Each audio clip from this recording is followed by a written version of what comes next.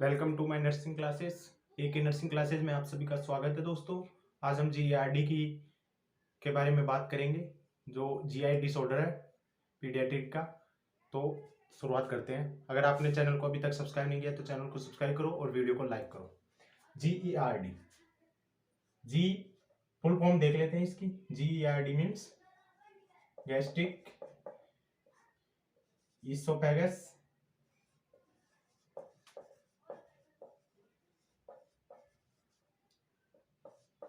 Are means reflex, D means disease. तो gastric oesophagus reflex disease, इसका gastric या gastro, हाँ दोस्तों गैस्ट्रो बोल सकते हो आप इसको, गैस्ट्रो ईसोफेगस रिफ्लेक्स डिजीज। तो इस डिजीज में क्या होता है, बैक फ्लो होता है, गैस्ट्रिक कंटेंट होते हैं। ये ईसोफेगस है, ये स्टोमक है। तो इसमें स्टोमक का जो भी कंटेंट होता है वो बैक फ्लो हो जाता है। किसके कारण? इनकॉम्पिटेंट या relaxation of the lower oesophageal sphincter, या इसको बोलते हैं कार्डियक स्फिंक्टर। इसमें रिलैक्सेशन हो जाता है, ये क्लोज होता है, ये इस शेप में होता है।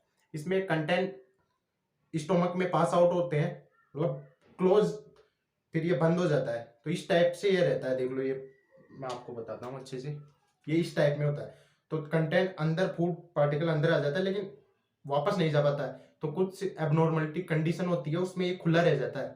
तो इसके कारण जो गैस्ट्रिक कंटेंट होते हैं वो वोमिटिंग के थ्रू बाहर निकल जाते हैं। तो इस कंडीशन को हम जीआरडी बोलते हैं। तो इसकी डेफिनेशन देख लेते हैं पहले। डेफिनेशन पूरा सिस्टम वाइज पढ़ेंगे हम। पहले definition GRD, backflow of the gastric content, backflow of gastric content due to relaxation या incompetent, मतलब प्रॉपर वर्क नहीं कर रहा lower oesophagus sphincter, due to relaxation और incompetent of the lower oesophagus sphincter, या इसको कार्डियक स्फिंक्टर भी बोलते हैं, स्फिंक्टर। तो ये इसकी डेफिनेशन हो चुकी है। अब मैं आपको एक डायग्राम के थ्रू अच्छे से और बढ़िया तरीके से बता देता हूँ।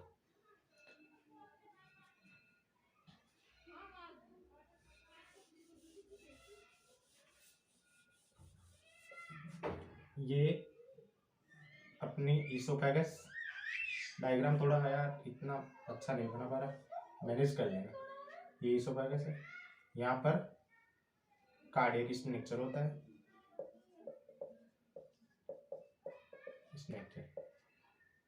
ये फंडस पार्ट है, ये बॉडी, ग्रेटर कर्वेचर, ये लेजर कर्वेचर, और ये पाइलोर पार्ट है। तो ये फूड पार्टिकल है, ये देख लो, अलग मार्कर से बता देता हूँ। ये फूड पार्टिकल है, ये स्मॉल इंटेस्टाइन की तरफ जाएंगे। बैक फ्लो नहीं हो, नॉर्मल कंडीशन है इसमें, ये क्लोज है। कार्डियक स्फिंक्टर क्या है? क्लोज। तो ये कौन सी कंडीशन हो गई? नॉर्मल।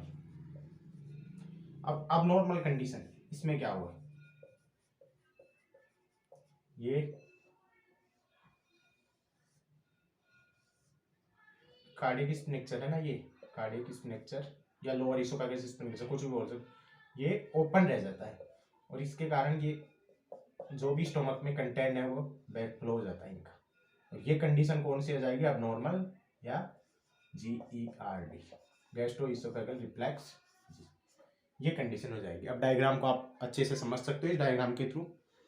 इसमें बैक फ्लो हो जाएगा, एसिड जो भी कंटेंट होते हैं स्टोमक में उनका बैक फ्लो हो जाएगा। डायग्राम अच्छे से नोट डाउन कर लो आप। अब आगे पढ़ेंगे इसके ईटियोलॉजिकल, ईटियोलॉजी पढ़ेंगे पहले, किसके कारण ये कंडीशन हो रही है, कौन कौन से इसके कोज हैं, वो ईटियोलॉजी पढ़ेंगे। ठीक है दोस्तों।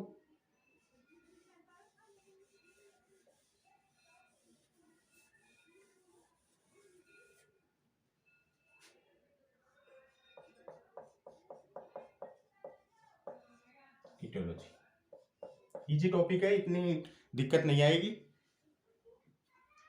सबसे इंपॉर्टेंट इटियोलॉजी है इसकी न्यूरोमस्कुलर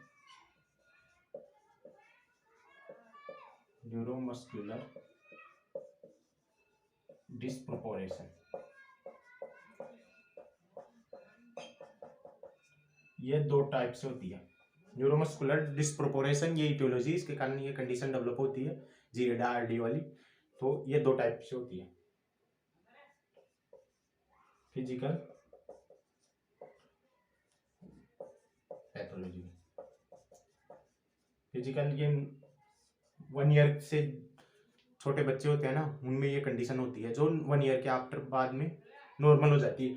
और पैथोलॉजिकल होती है वो कार्डियक स्पिनिक्शन में प्रॉब्लम होती है। फिजियोलॉजिकल इसमें ये नॉर्मल हो जाती है, नॉर्मल आफ्टर 1 ईयर। और इसमें क्या होती है, प्रॉब्लम होती है कार्डियक स्पिनिक्शन में कुछ दिक्कत हो जाती है ना, कार्डियक स्पिनिक्शन, उसके कारण ये GAD वाली कंडीशन पैथोलॉजी में आती है। दो टाइप से बात की है, पहला इटियोलॉजिकल कॉज हो चुका है, अब सेकंड इटियोलॉजिकल कॉज है इसका, देख लिया, नोट डाउन कर लो आप अच्छे से।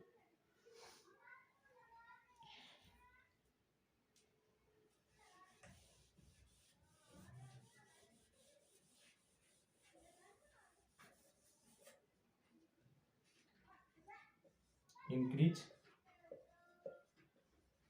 एब्डोमिनल प्रेशर, एब्डोमिनल प्रेशर बढ़ता है, उसके कारण भी GAD की कंडीशन, वेस्ट कंटेंट बाहर निकलेंगे तो वो GAD वाली कंडीशन डेवलप हो जाएगी। तो ये सेकंड इटियोलॉजिकल कॉज हो चुका है इसका। थर्ड है इमेच्योर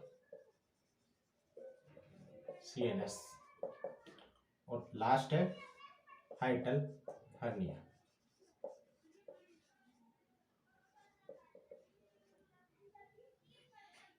अब हाइटल हर्निया को थोड़ा अच्छे से नोट आप लिख लो, मैं अच्छे से एक बार और बता दूंगा हाइटल हर्निया वाला कोच।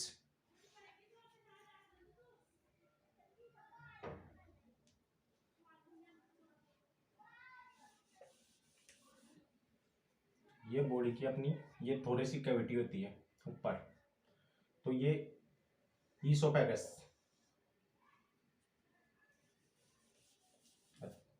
ये ईसोफेगस जिस थोरेसिक कैविटी के जिस पार्ट से निकलता है ना ईसोफेगस, ये थोरेसिक कैविटी अपनी, और ये एब्डोमिनल स्टोमक में आता है, तो इसको हाइटल ओपनिंग बोलते हैं, हाइटल हर्निया। तो इसमें कुछ एबनॉर्मलिटी हो जाए, उसके कारण भी ये GAD की कंडीशन देखी जाती है। अब इसमें एबनॉर्मलिटी किस कारण हो सकती है, एक्यूमुलेशन ऑफ फ्लूइड, जिसको एसाइटिस बोलते हैं, फ्लूइड का एक्यूमुलेशन हो जाए। और सेकंड है इंक्रीज एब्डोमिनल प्रेशर। ये दो एबनॉर्मलिटी है जिसके कारण हाइटल हर्निया वाली कंडीशन होती है, और हाइटल हर्निया GAD की कंडीशन में हो जाता है। तो ये इसके इटियोलॉजिकल कॉज हो गए। अब इसके साइन सिम्टम या असेसमेंट, कैसे असेस करेंगे GAD वाले पेशेंट को, क्या क्या साइन सिम्टम है उसके, वो देखेंगे।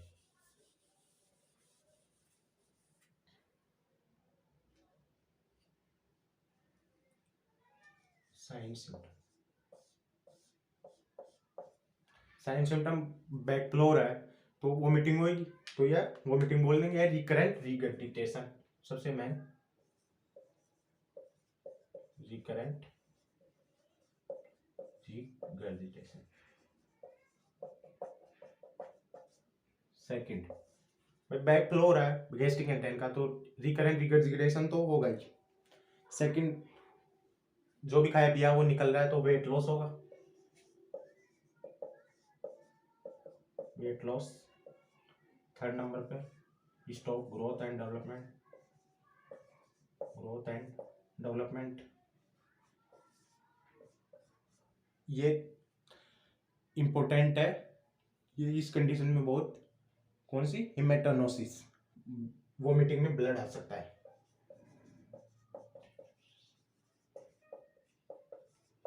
ब्लड इन वोमिटिंग,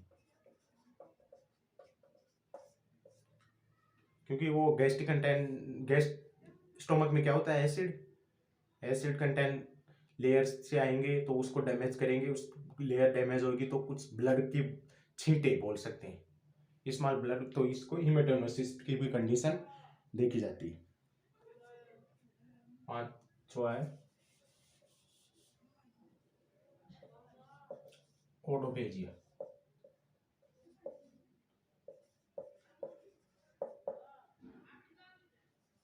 पेनफुल सोलमिंग, कुछ भी खाएगा उसमें पेन होगा, कुछ भी ईटिंग करेगा वो। और डिस्पेजिया,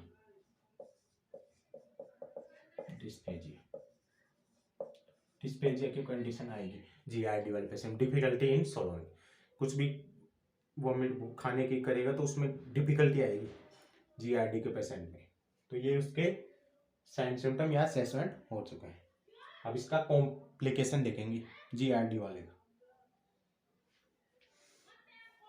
नोट डाउन कर लो।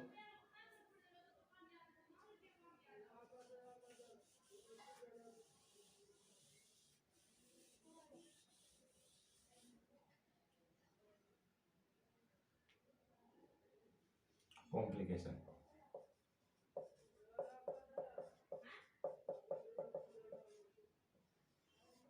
इसका कॉम्प्लिकेशन है एस्पायरेशन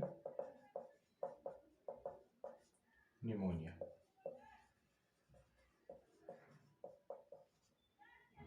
इन्फ्लामेशन इन लंग्स, क्योंकि जो भी पेशेंट ईटिंग करेगा वो जीआरडी के कारण वापस बाहर निकल रहा है और वो स्लीपिंग कंडीशन में होगा तो वो लंग्स में भी जा सकता है, तो इसके कारण एस्पायरेशन निमोनिया इसका कॉम्प्लिकेशन है।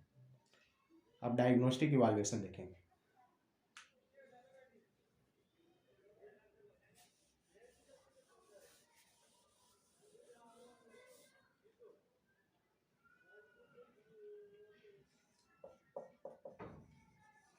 डायग्नोस्टिक इवाल्युएशन, डायग्नोस्टिक इवाल्युएशन में इसोफेगस की पीएच को असेस करेंगे, क्या पीएच है, और एंडोस्कोपी करवाएंगे जीआई ट्रैक्ट की, और फिजिकल एग्जामिनेशन, इसोफेगस की पीएच असेस करेंगे, एंडोस्कोपी और अपर जीआई, और ये फर्स्ट टाइम ही कर लेंगे फिजिकल एग्जामिनेशन। तो ये इसके डायग्नोस्टिक इवाल्युएशन हो गए, आप नोट डाउन कर लो अच्छे से, इतना ही बिल्कुल इजी टॉपिक है, इतना कोई है नहीं। मैनेजमेंट देखेंगे अब इसका। मैनेजमेंट से पहले मैं आपको एक इम्पोर्टेंट पॉइंट दिखा देता हूँ, पोजीशन। बच्चे को ये जीआरडी वाला आया तो उसको पोजीशन कौन सी रखेंगे, क्या है पोजीशन, इंपॉर्टेंट पॉइंट है, आप नोट डालकर लिख लो अच्छे से। Before age of 1 year, 1 year से पहले कौन सी पोजीशन देंगे, तो स्लीपिंग में कौन सी पोजीशन रखेंगे, और अगर बच्चा जाग रहा है तो कौन सी पोजीशन देंगे। आप अपने कमेंट करके बताओ जल्दी से कि बच्चा चाहे स्लीपिंग में या अवेक में, स्लीपिंग में कौन सी देंगे और अवेक में कौन सी देंगे। जब बच्चा सो रहा है तो सबसे कंफर्टेबल पोजीशन है जीआरडी से प्रिवेंट करने के लिए सुपाइन, और बच्चा जाग रहा है तो उसको प्रोन, क्योंकि बच्चा अगर सो रहा है तो उसको स्लीपिंग पोजीशन में अगर प्रोन पोजीशन दे देंगे, सो रहा है बच्चा तो प्रोन पोजीशन दे देंगे तो उसको एसआईडीएस का खतरा रहता है। एसआईडीएस आगे आएगा, मैं आपको एक अच्छा इजी टॉपिक है उसको अच्छे से बता दूंगा आपको, तो अभी तो इतना ध्यान रख लो, स्लीपिंग पोजीशन में बच्चा सो रहा है तो सुपाइन, और जाग रहा है तो प्रोन पोजीशन देंगे।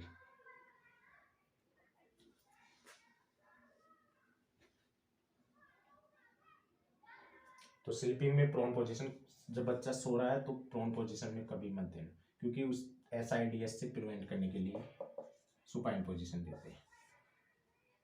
ठीक है। और एक और कंडीशन, आफ्टर 1 ईयर, 1 ईयर के बाद में कौन सी पोजीशन देंगे? 1 ईयर के बाद में लेफ्ट,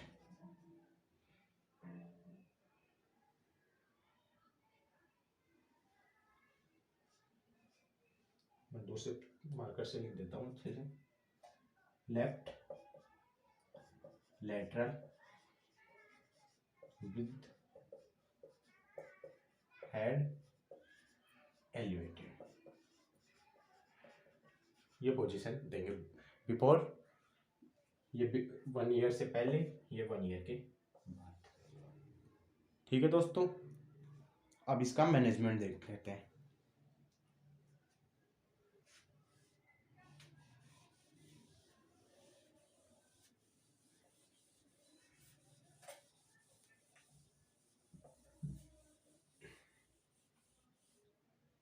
मैनेजमेंट,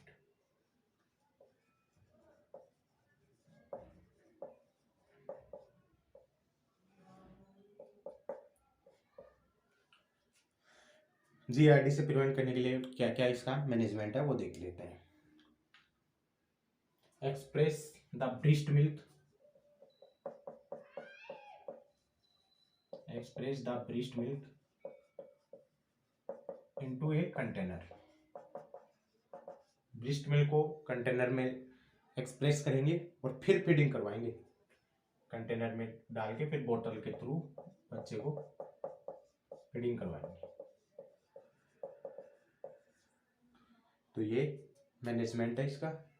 और नॉर्मल बातें वो ध्यान रखना पड़ेगा, बर्पिंग करवाएंगे, बर्पिंग करवाएंगे जस्ट आफ्टर फीडिंग। और बच्चे ने अगर फूड मिल्क पिया है, कुछ भी किया है, फूड पास आउट किया, तो लेस एक्टिविटी, एक्टिविटी कुछ नहीं कराएंगे उसको, बर्पिंग, डकार दिलवाना, बच्चे के पीठ में वो करते हैं ना, उसको बर्पिंग बोलते हैं, तो कंफ्यूज मत हो ना, बर्पिंग। और एक मैनेजमेंट हो रहा है, avoid to feeding before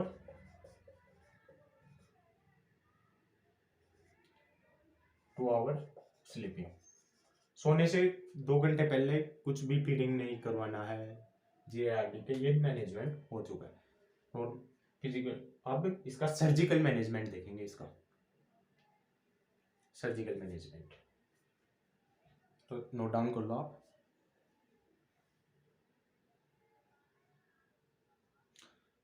surgical management,